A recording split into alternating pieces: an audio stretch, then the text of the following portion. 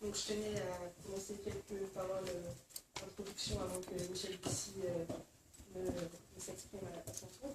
Dans un premier temps, pour remercier toutes les personnes qui ont participé à l'organisation de cette conférence, donc nos partenaires de la Seoul Metropolitan Library, mais également Madame Kim Do-yeon des éditions Philips. Je voulais bien sûr remercier Michel Bussy d'avoir accepté de venir de cette ville et de tenir cette conférence, et vous d'être aussi nombreux ce soir. Merci beaucoup. 안녕하십니까. 저는 프랑스 대사관의 부서 담당관으로 일하고 있는 사람입니다. 여러분들께 이 자리를 통해서 우선 감사 인사를 드리고 싶습니다. 이렇게 작가와 말씀을 하시기 전에 일단 서울 도서관의 여러분들께들, 그리고 그 발표한 책의 김도현 대표님과 여기까지 와주신 작가님께 진심으로 감사드립니다. 그리고 무엇보다도 이 자리에 참석해 주신 여러분께 감사드립니다.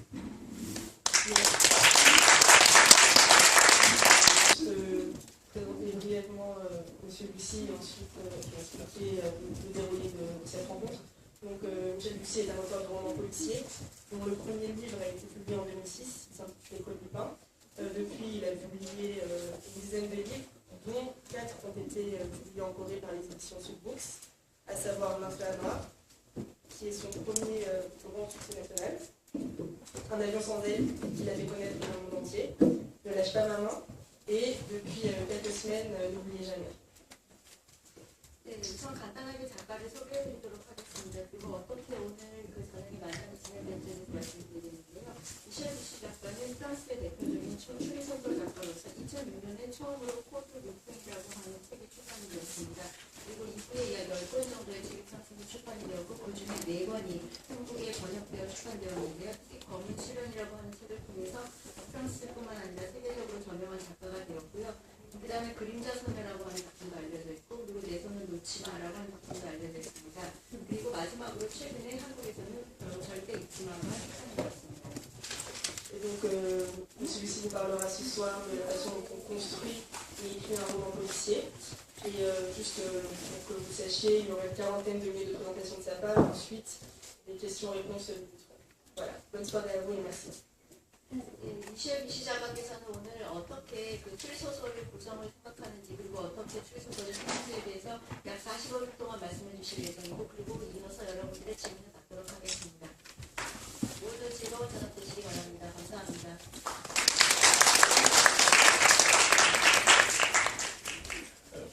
Bonjour à tous, je suis très impressionné par la foule qui est là pour m'écouter.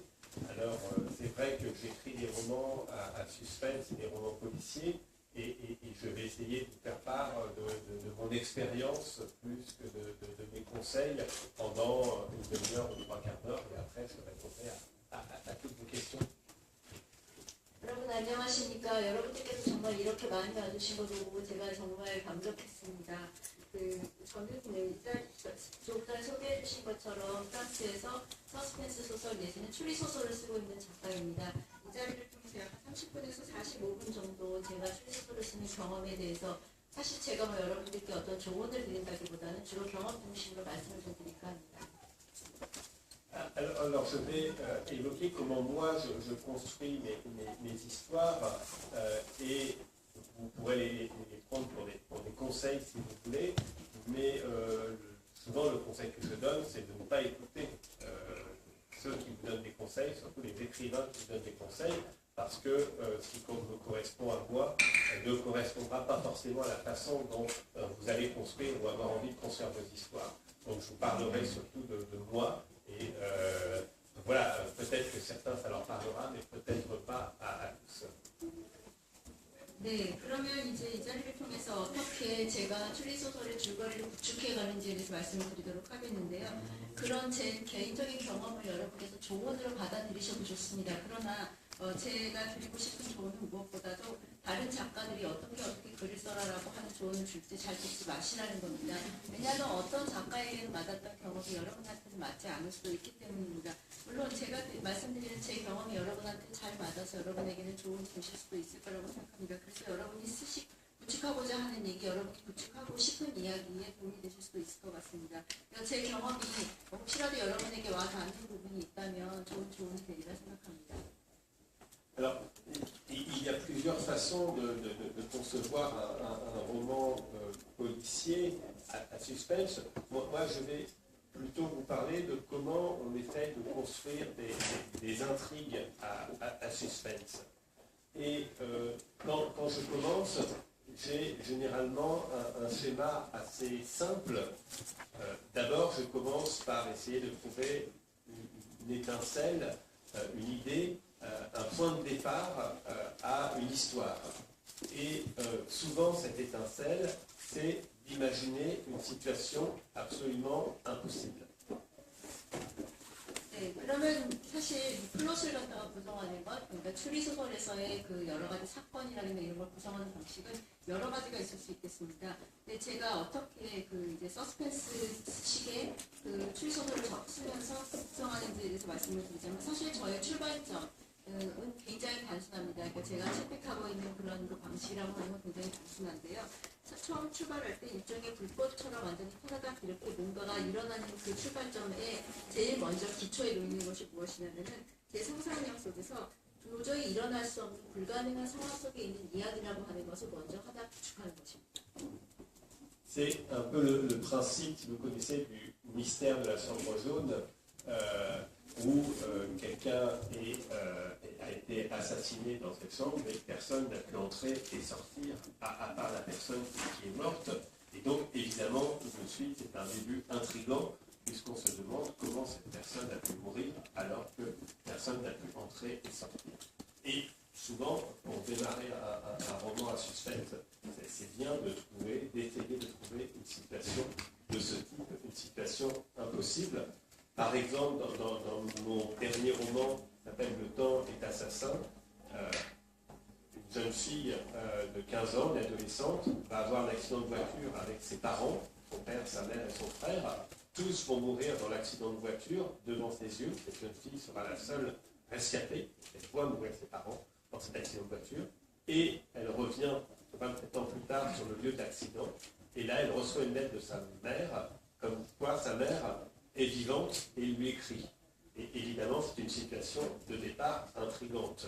Ou comme dans Maman a tort, autre roman, où un petit garçon de 3 ans dit à son institutrice que sa maman n'est pas son maman, alors que tout prouve que sa mère est bien sa mère. Pourtant, ce petit garçon t'étudie, tu n'es pas ma maman, j'ai une autre maman. Donc, ce qui est intéressant, parfois, c'est de commencer par une situation qui semble très intrigante parce qu'elle semble impossible. 예, 그래서 저 같은 경우에 그 예를 들면은 노란 방의 비밀이라고 하는 한정 소설을 보시게 되면 그 방에서 죽은 살해당한 사람이 한 명이 있습니다. 그런데 정황상 그 방에 들어갈 수 있는 사람은 아무도 없습니다. 즉 그러니까 그 방에 들어가서 죽은 그 사람을 제외하고는 아무도 죽을 수가 없는데 어떻게 해서 살인 사건이 일어나게 됐는지라고 하는 생각을 사람들이 하게 됩니다. 그런 식으로 정말 서스펜스가 발생하게 되죠. 그래서 바로 이렇게 정말 불가능한 상황을 갖다가 선정을 하는 것입니다. 예를 들어서 제 작품 중에서 시간 암살자라고 하는 장면에 쓴 작품 중에는 15살짜리 그 어떤 그 청소년 아이가 부모님과 남동생과 같이 차를 타고 가다가 교통사고가 나서 모두 다 죽고 이 아이가 보는 눈 앞에서 다 죽고 본인만 살아나게 됩니다. 그런데 27년이 지난 이후에 다시 사고가 발생했던 장소로 돌아왔을 때 어머니가 보낸 편지를 받습니다. 그러니까 분명히 본인의 눈앞에서 어머니가 죽는 걸 보았는데 교통사고를 죽는 걸 보았는데 다시 어머니가 나타나서 편지를 쓰면 정말 상식적으로는 수용할 수 없는 그런 상황이 벌어지게 됩니다. 그런가 하면 또 2015년에 썼었던 소설인 엄마가 편지를 써라고 하는 작품을 보게 되면 그 조그만 초등학생 아이가 자꾸 그 선생님에게 자신의 엄마가 이 사람이 아니다. 이 사람은 자기 친엄마가 아니라고 계속해서 주장하는 겁니다.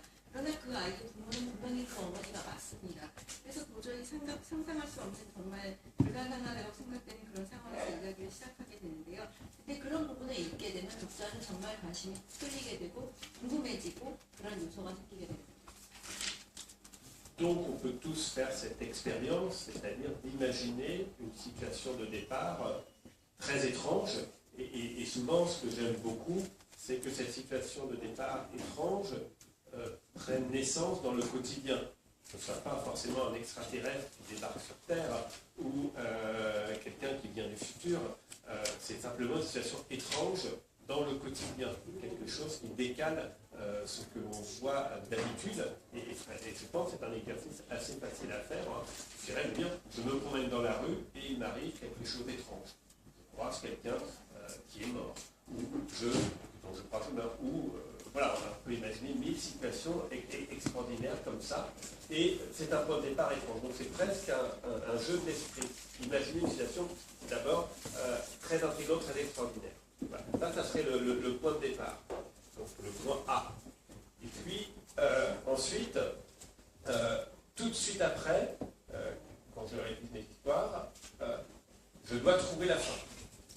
Donc on va tout de suite à la fin, et comment je peux trouver une explication à cette situation de départ qui me semble impossible, très étrange. 네, 그래서 이제 출발점이 되는 것은 바로 정말 상상하기 어려운 그런 이상한 일이 발생한 것이라고 지금 말씀을 드렸는데요.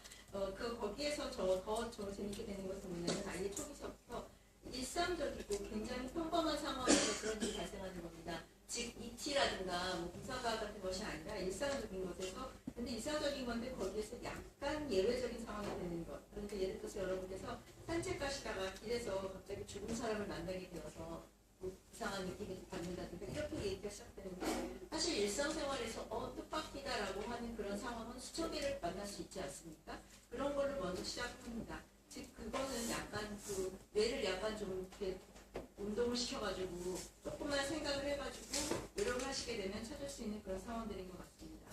그런 다음에 바로 이제 그게 A 단계였다면, 그리고 그게 출발점이었다면 B 단계에서는 바로 즉시 그 이상한 이야기의 결말을 어떻게 낼 것인가, 어떤 설명을 통해서 이 결말을 끝낼 것인가를 생각하게 됩니다.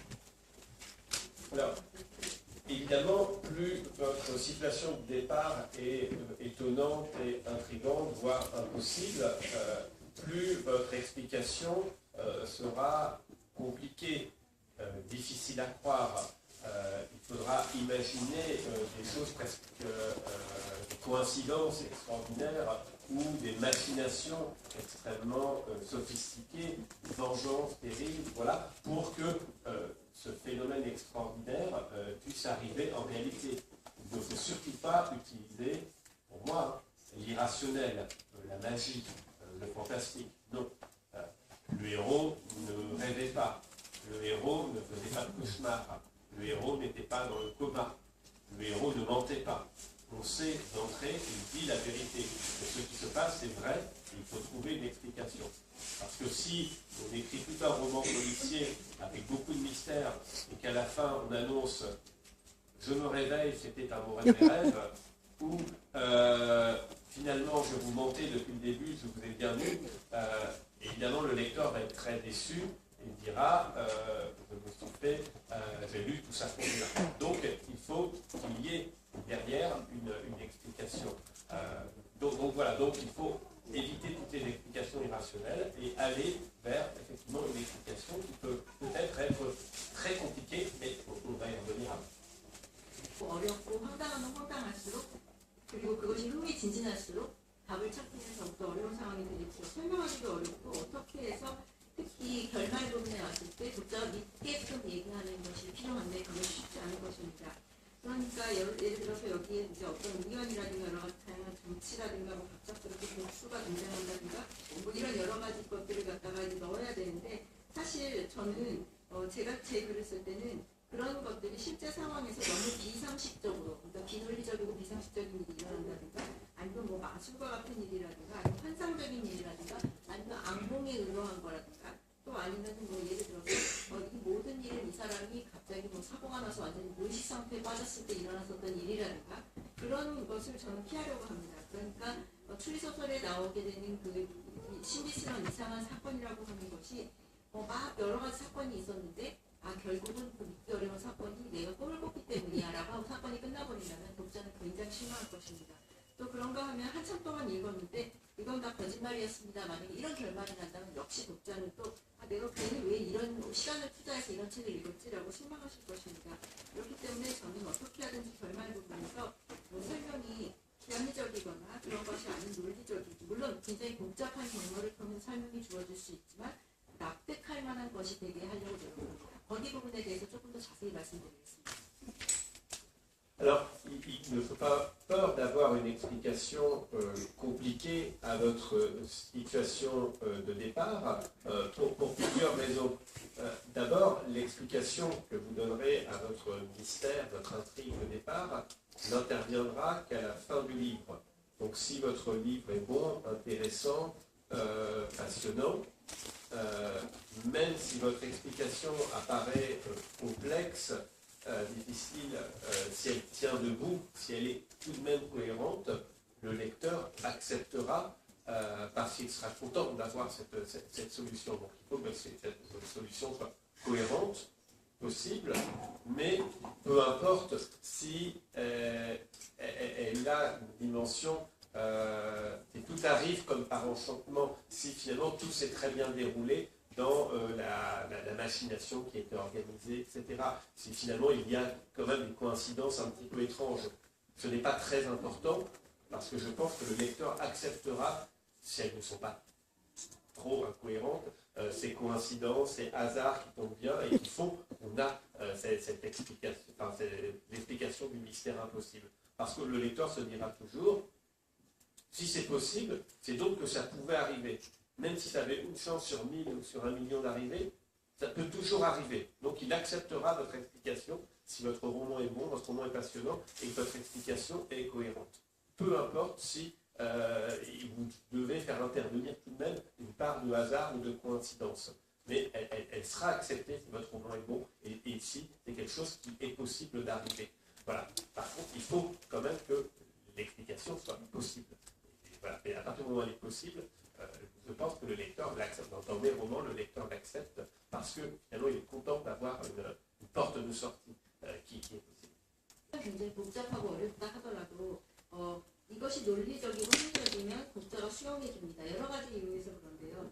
우선 여러분이 처음에 초기에 제시했던 그 사건이 실마리를 풀기 위한 과정이 굉장히 복잡하고 또 쉽지 않다고 하더라도 이 책이 정말 재미있고 아주 흥미진진하다면 독자는 그 책 속에 들어와가지고 그 설명을 읽게 되고 계속해서 설사 여러분이 제시하고 있는 그런 그 해결 과정이 굉장히 복잡하고 어렵고 그렇다 하더라도 일관적이고 논리적이라면 독자들이 그것을 수용합니다. 그러니까 그것이 잘 구성이 되어가지고 수용 가능하다. 이 이야기 장치가 그럴듯하다라고 하는 느낌이 들게 되면 독자가 수용을 하게 됩니다.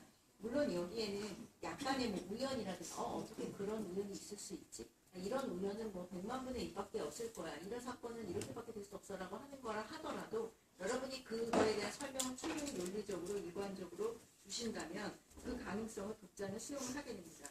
그러니까 소설을 쓰실 때 또 어떻게 하든지 간에 그 여러분이 제시한 첫 번째 사건에 대해서 해답을 주실 때 가능한 설명이다. 이거 수용 가능하고 충분히 있음직한 일이다라고 하는 그러면서 거기로 가게 되는 길이 우연히 설사 놓여있다 하더라도 논리적이고 일관적이다. 그래서 독자가 수용할 수 있게 된다면 소설이 수용되는 거죠.